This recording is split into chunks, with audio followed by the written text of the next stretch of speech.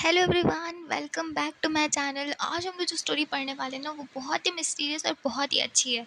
तो आज के हमारे चैप्टर का नाम है the case of the fifth word. तो चलो फिर चालू करते हैं। ओके। तो इंसाइक्लोपीडिया ब्राउन एक यंग बॉय है जो कि एडविल में रहता है, जो कहाँ पे, यूएसए पे। उसके जो फादर है ना, वो चीफ ऑफ पुलिस हैं। और वो इतना छोटा होने के बावजूद भी ना, वो अपने फादर को कभी कभी हेल्प करता है। उनकी मिस्टीरियस जो केस होते हैं, जो कभी कभी डिफ़िकल्ट होता है खुद पुलिस लोगों के लिए भी सॉल्व कर पाना, वो उसे सॉल्व कर देता है। उनकी जो डिस्कशन है वो जनरली कहाँ पे होती है, उनके डाइनिंग टेबल पर होती है। तो हम इस स्टोरी से ये समझने वाले कि कैसे एक यंग बॉय जो कि सॉल्व करता है एक ऐसी केस जिसमें उसके फादर जो है ट्रबल, मतलब कि मुसीबत में फंस जाते हैं। एनसाइक्लोपीडिया के जो फादर है, जो चीफ ऑफ पुलिस हैं, सब सोचते हैं कि वो बहुत ही ज़्यादा स्मार्टेस्ट पुलिस हैं पूरे कंट्री के। चीफ ब्राउन जो है वो इतने स्मार्ट और क्विक हैं कि वो जो है ना, ऐसे कभी भी चिंता में नहीं घूमते, ना ही वो ऐसे चिंता में रहते कि क्या होगा, कैसे सॉल्व करेंगे हम ये केस को। ओके। वो क्या करते हैं, वो उस पर एक्शन लेते हैं, इमीडिएटली एक्शन लेते हैं, वो उस पर एक्ट करते हैं ताकि वो उसे सॉल्व कर पाए। वो अपने डेस्क को क्लियर करते हैं, अपनी हेड वहाँ पे रखते हैं, और फिर उसके बाद वो जो है ना अपने घर जाते हैं डिनर करने के लिए। एनसाइक्लोपीडिया जो है सॉल्व कर देता था केस को जब वो डिनर ख़त्म भी नहीं हुआ रहता था, मतलब इतना क्विक था वो, इतना स्मार्ट था वो। ओके। तो जो चीफ ब्राउन होते हैं ना, वो मतलब बहुत ज़्यादा बता नहीं सकते अपने चाइल्ड के बारे में, क्योंकि कौन ही बिलीव करेगा। आप खुद ही सोचो, ये सब चीज़ों के बारे में कौन बिलीव करेगा। जो बेस्ट डिटेक्टिव है जो अभी भी है, वो सिर्फ और सिर्फ 8th ग्रेड में पढ़ता है, सीरियसली। तो वो कुछ भी नहीं बोलते हैं। तो एनसाइक्लोपीडिया भी ना कभी नहीं बताता अपने भी फ्रेंड्स को कि वो अपने फादर की हेल्प करता है केस को सॉल्व करने में। वो क्योंकि अलग सा नहीं दिखना चाहता बाकी बाकी सारे उसके फ्रेंड्स से, उसके क्लासमेट से। लेकिन उसका जो निक नेम है ना, तो अब वो उससे कुछ नहीं हो सकता, क्योंकि वो उसी में स्टक होके रह जाता है। क्योंकि सिर्फ उसके जो फादर हैं, उसके पेरेंट्स हैं और उसके जो टीचर्स हैं, सिर्फ वही जो है ना उसको रियल नेम से बुलाते हैं, जो उसके इसका नाम था लेरॉय। बाकी सब के सब उसे एनसाइक्लोपीडिया ही बुलाते थे। अब आपको नाम से ही समझ में आ रहा होगा एनसाइक्लोपीडिया किसी का नाम कैसे हो सकता है, तो ऑब्वियसली ये नाम नहीं है।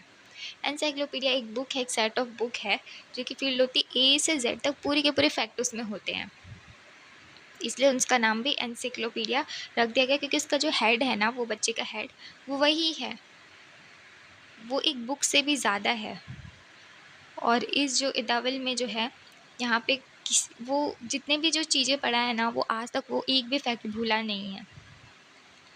उसके जो पहले हैं वो उसको ये बोलते हैं कि वो जो है ना एक लाइब्रेरी है, या फिर वो एक कंप्यूटर है। उसके दिमाग के अंदर में पूरा का पूरा कंप्यूटर ही भरा पड़ा है।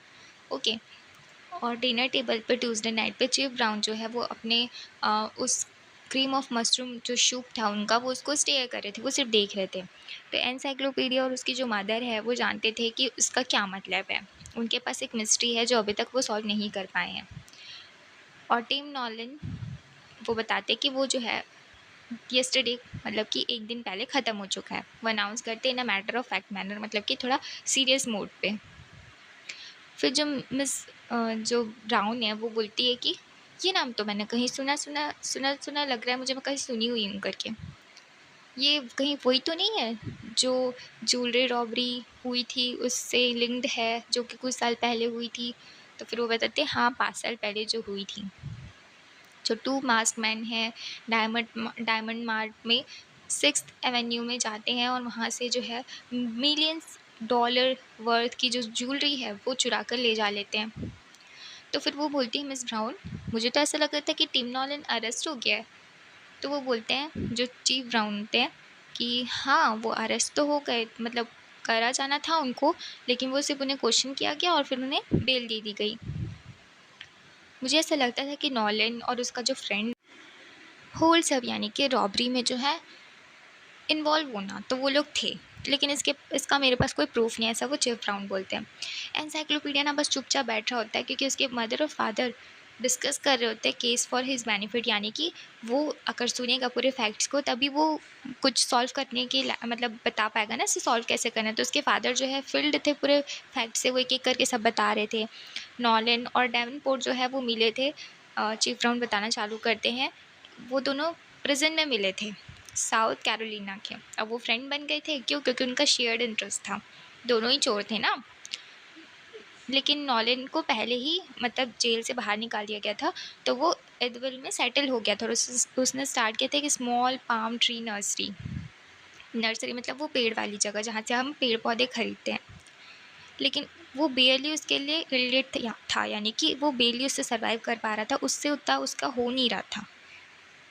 तो डेवनपोर्ट जो है वो आ जाता है लॉन के साथ रहने के लिए 1 हफ़्ते पहले, जब जो ज्वेलरी स्टोर है वहाँ पे रॉबरी होने वाली थी।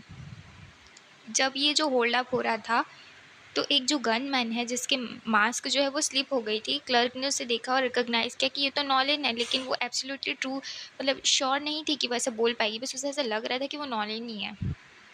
फिर जो है मिस ब्राउन बोलती है कि हाँ, मुझे याद है जो क्लर्क है उसने रिफ्यूज़ कर दिया था टेस्टिफाई यानी कि स्टेटमेंट देने के लिए उसके खिलाफ, और कोई भी ट्रेस नहीं मिल पाया था कि जो स्टोलन ज्वेलरी है वो आखिर गई तो गई कहाँ। डेवनपोर्ट जो है उस दिन से वो दिखा ही नहीं था, जब जिस दिन से वो होल्ड अप यानी कि रॉबरी हुई थी। वो कौन बोलते हैं? चीफ ब्राउन बोलते हैं। मेरा जो हंच है यानी कि मेरी जो इंस्टिंक्ट है, जो इंट्यूशन है, वो मुझसे ये कह रहे हैं कि उसने ही, डेवनपोर्ट ने और नॉलन ने ही डिसाइड किया था कि वो हाइड करेंगे जो भी ज्वेलरी उन्होंने चुराई है।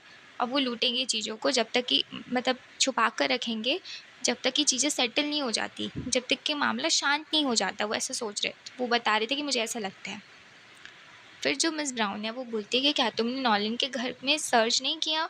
तो फिर वो बोलते हैं कि हाँ, मुझे कोर्ट से आज ही मॉर्निंग में ऑर्डर मिला है। चीफ ब्राउन बताते हैं ऑफिसर लुइस और मेलोनी जो है वो जो है नॉलिन के घर गए थे और उन्होंने एक एक कोना को छान मारा है।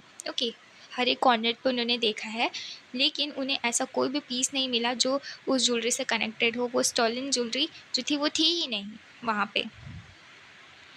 तो वो बोलते हैं कि कुछ जो मिस्ट्री हो सकती है इसमें नॉलन की डेथ में। मिस ब्राउन ऐसा पूछती है। ओके, तो वो बोलते हैं हो भी सकता है, नहीं भी हो सकता है। नॉलन सफ़र कर रहा था एक बैड हार्ट से, जो कि मतलब हार्ट डिसीज़ से बहुत साल पहले से। तो पिछली जो मॉर्निंग है उन्हें एक स्ट्रोक आया होगा, एक जो सडन जो पेन होता है ना वो चालू हो गया होगा। तो शायद उन्हें रियलाइज़ हो गया था कि अब मैं ज़्यादा दिन तक ज़िंदा नहीं रहने वाला, शायद मैं अभी ख़त्म हो जाऊँगा। तो उसने अपने लास्ट जो पूरी व्हील, अपनी पूरी स्ट्रेंथ को इकट्ठा करके उन्होंने मैनेज किया कि वो अपनी जो व्हील यानी कि प्रॉपर्टी, जो डॉक्यूमेंट्स है वो किचन के टेबल पे रख देंगे, जिसमें लिखा था कि सारा चीज़ वो किसको दे रहे हैं, इंक्लूडिंग वो पाम ट्री नर्सरी, वो सब चीज़ डेवनपोर्ट को दे रहे हैं। जबकि यहाँ पे तो सबसे मेन बात ये थी कि डेवनपोर्ट तो मिला ही नहीं था जब से रॉबरी हुई थी। तो अब हम इसके सेकंड पार्ट में देखने वाले हैं कि आखिर ऐसा क्या हुआ जो उन्होंने पूरी प्रॉपर्टी डेवनपोर्ट को दे दी, वो थे ही नहीं जबकि। तो अब हमें इस पार्ट में ये पता चलेगा कि जब नॉलन को तो पता चल गया था कि डेवन जो है मिल ही नहीं रहा रॉबरी के टाइम से, पता नहीं को आएगा कि भी नहीं, फिर भी उन्होंने अपनी व्हील जो है, अपनी वसीयत जो है उसके नाम क्यों कर दी थी। तो इसमें जो है फिर सेकंड पार्ट में मिस ब्राउन बोलती है कि इसमें इतना सस्पिशियस क्या है, मतलब इतना डाउट करने वाली बात क्या है। तो वो बोलते हैं इसमें जो व्हील है, जो वसीयत है, वो तो खुद इतना सस्पिशियस है ही नहीं, वो तो कुछ है ही नहीं। लेकिन जो एक शीट थी डेस्क में, कैलेंडर के डेस्क ऑफ कैलेंडर में थी, वो जो है ना, जो क्लिप की हुई थी उस व्हील से यानी कि वसीयत से, उस पे एक रखा हुआ था वो क्लिप करके, जिसे इस पिक्चर में हम देख सकते हैं। वो जो है मुझे वो थोड़ा सा सस्पिशियस लग रहा है। अपने वो पॉकेट से नोटबुक निकालते हैं और लीव्ड थ्रू का मतलब जल्दी जल्दी टर्न करते पेज को। वो बताते हैं कि मैंने वो कॉपी कर लिया शीट पर, और वो बताते हैं ये रहा। फिर वो जो है नोटबुक जो हैंड कर देते हैं मिस ब्राउन को। वो रीड करती है जो उन्होंने कॉपी किया था। It has Devonport's name, उसमें डेवन का नेम लिखा था और वहाँ पे एड्रेस लिखा था। और वो बोलती है कि ये कुछ वर्ड्स जो हैं वो मुझे समझ में नहीं आ रहे हैं। फिर वो जो बुक है, वो नोटबुक जो है वो एनसाइक्लोपीडिया को दे देती है उसकी मदर। फिर वो बोलती है लेरॉय, तुम क्या तुम्हें क्या लगता है कि ये जो फोर फोर वर्ड्स है वो इससे क्या बना रहे हैं, मतलब कि वो क्या बताना चाह रहे हैं। तो एनसाइक्लोपीडिया उसे रीड करता है उस वर्ड को और डेवनपोर्ट्स नेम और एड्रेस को, जिसमें लिखा था नॉर्म अर्ट्स स्वेडन हर्ट्स। मिस ब्राउन जो है उसकी तरफ होपफुली देख रही होती है कि ये तो बता ही देगा, क्योंकि वो हमेशा बता देता था ना। यूजुअली जो क्वेश्चन, एक ही क्वेश्चन पूछता था वो डिज़र्ट के पहले, उसे खाने के पहले वो पूछता था और तब तक वो आंसर बता भी देता था। लेकिन अभी वो स्टिल सुपर ही है, अभी वो डिज़र्ट वाला आया नहीं, अभी वो बहुत दूर है, मतलब कि अभी बहुत टाइम है वो उसके आंसर बताने के पहले। मतलब इतना कोई और इतना इंटेलिजेंट था एनसाइक्लोपीडिया मैं यानी कि लीरॉय, कि वो इतना क्विकली आंसर कर देता था कोई भी मिस्टीरियस सॉल्व, वो एकदम फट से जो है केस को वो सॉल्व कर देता था। एनसाइक्लोपीडिया ऐसे पीछे झुक जाता है और फिर उसके बाद वो अपनी आइज़ को क्लोज़ करता है। फिर उसके बाद जो है वो एकदम गहरी सोच में चले जाता है। कुछ सेकंड्स बाद वो अपनी आइज़ को ओपन करता है और वो एक क्वेश्चन पूछता है कि क्या उसके जो नर्सरी में, जो नॉर्लन का नर्सरी है, वहाँ पे यंग फ़िग ट्री है जो मिस्टर नॉलन के पाम ट्री नर्सरी पे था। ऐसा कुछ पेड़ है वहाँ पे छोटा सा। तो चीफ ब्राउन जो है वो थोड़ी देर के लिए सोचते हैं, फिर बोलते हैं हाँ हाँ वहाँ पे एक है, साउथ साइड में है हाउस के। तुम्हें कैसे पता? तो फिर वो बोलता है कि ये 4 वर्ड्स वही बोल रहे हैं। एनसाइक्लोपीडिया आंसर करता है। तो फिर वो बोलते हैं क्या सच में? तो वो बोलते हैं कि हाँ आप खुद देख लीजिए। ऐसा वो अपने पापा को बोलते हैं। चीफ ब्राउन जो है वो स्टडी करते हैं 4 वर्ड्स को, लेकिन वो जो है वो वैसे से सर हिलाते हैं और पास कर देते हैं नोटबुक मिस ब्राउन को। फिर वो बोलते हैं क्या तुम्हें कुछ पता चल रहा है इससे? नॉम मतलब वो बोलती है गैस करती कि नॉम मतलब तो शॉर्ट फॉर्म होता है नॉमिनेटिव का। ये ग्रामेटिकल टर्म था जो, देखो मैं हर जगह ना मिस ब्राउन बोल रही हूँ तो मुझे आई एम एक्सट्रीमली सॉरी, लेकिन ये मिसेस ब्राउन है। ओके। तो वो जो है पहले इंग्लिश पढ़ा चुकी थी और फिर बाकी सब्जेक्ट भी वो पढ़ा चुकी थी हाई स्कूल में। और यूटेस एक अमेरिकन इंडियन ट्राइब है और स्वीडन एक कंट्री है नॉर्दर्न यूरोप में। और हर्ट्स मतलब तो हर्ट्स ही होता है। फिर वो अपना जो मतलब अपना सर उठा के देखती है एनसाइक्लोपीडिया की तरफ और वो अपना सर हिलाती है। मैं ऐसे फिगर नहीं कर पा रही हूँ, वैसे कन्फेस करती है। तो डेवनपोर्ट डिसअपीयर हो गया था राइट आफ्टर जब वो होल्ड अप हुआ था, यानी कि उसने रॉबरी की थी। एनसाइक्लोपीडिया से रिमाइंड कराता है, मतलब याद दिलाता है, जैसे कि डैड ने कहा कि डेवनपोर्ट और नॉलन ये लोग जो है इन्होंने कहीं ना कहीं उस ज्वेलरी को छुपाई है। शायद 1 हफ्ते पहले या उससे भी पहले नॉलन जो है अब उसने अपनी जो जगह है जिसने उसने ज्वेलरी चुराई थी उसको शायद उसने छुपा दिया है, दूसरी जगह शिफ्ट कर लिया है। तो तुम्हें ऐसा लगता है कि जो नॉलन है उसने डेवनपोर्ट से बात करने की कोशिश करी फ़ोन पे, लेकिन वो उससे तक पहुंच नहीं पाया और बात नहीं कर पाया? मिस ब्राउन ऐसे पूछती है। तो उसने उसे लेटर या फिर कुछ कोड्स वर्ड लिख के दिए अपने मरने से पहले, ताकि डेवनपोर्ट जो है वहाँ पे जाके देख पाए और ज्वेलरी को ले पाए। क्या तुम ऐसा कहना चाहते हो? तो चीफ ब्राउन जो है वो अपना सर हिलाता है। तो वो बोलते हैं कि हम डेवनपोर्ट को जो है पकड़ लेंगे, लेकिन अभी जो है हमें उसका एड्रेस चाहिए, क्योंकि उसने जो है अपनी नर्सरी जो है पाम ट्री नर्सरी डेवनपोर्ट के नाम कर दी है। मिसेस ब्राउन जो है वो बोलती है। और जो ये फोर वर्ड्स है वो ये बताते हैं कि वो जो है ज्वेलरी को कहाँ छुपा कर रखा है, हो ना हो इस कोड वर्ड्स में लिखा हुआ है, ऐसा वो बोलती है। तो फिर एनसाइक्लोपीडिया बोलते हैं बिल्कुल सही है, जो कोड है ना वो बहुत ही सिंपल है, स्पेशली इसे जिस जगह रखा गया है वो इसका मीनिंग बताता है कैलेंडर के ऊपर। डेवनपोर्ट जो है वो इसे ईजिली समझ जाएगा अगर उसे कैलेंडर के पास ये नोट मिलती तो। क्यों? क्योंकि इसमें जो है वो जो सेंस बन रहे हैं ना वो उसी के लिए है, वही समझ पाएगा जिसने एक्चुअली में वो जानता है और इस जो केस में इन्वॉल्व है, यानी कि उस चोरी वगैरह पे वो इसे अच्छे से पकड़ लेगा, सिर्फ वही जान पाएगा। तो लीरॉय मिसेस ब्राउन एक्सप्लेन करती है कि ये जो 4 वर्ड्स है उसके मीनिंग आखिर है क्या? तो फिर वो बोलते हैं कि आपने ऑलरेडी गेस कर चुका है मॉम, ये जो वर्ड है वो यही बताते हैं कि ज्वेलरी कहाँ पे है।